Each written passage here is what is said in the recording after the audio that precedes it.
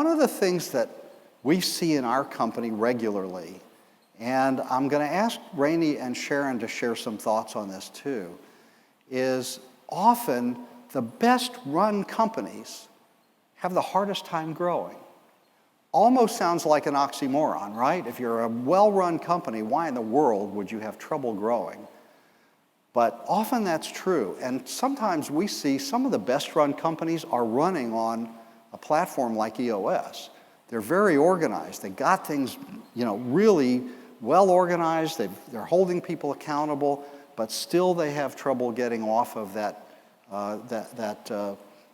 growth platform where they are and moving ahead. And so I'd like to turn to my colleagues here and just ask your experience. Number one, do you even agree with the statement? Have you seen this to be true? And if so, why is that? Rainey, you want to start? Sure. So, I love all the words that came out because I hear it very often. So working with clients, and as Clay mentioned, fast-growing companies, what got us here is not going to get us there.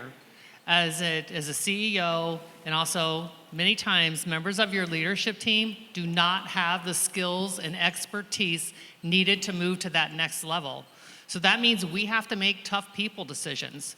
We have to put another higher level of management in place. That leadership team needs to really step up the bar. And so you may have to hire from the outside, not best practices, but something to think about if we don't have the internal talent. Potentially you could develop them, but that takes time, so you need to be proactive. Sharon, what do you think?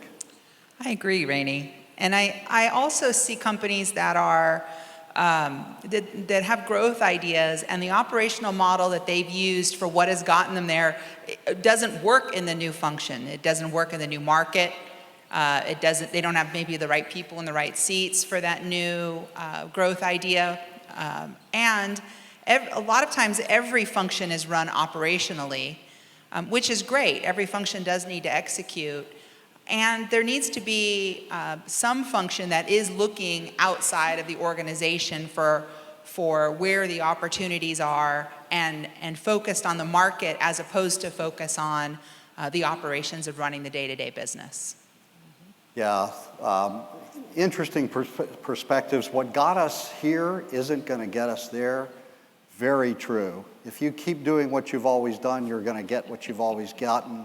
You certainly heard that before. Here's a perspective on why sometimes the best-run companies have the hardest time growing.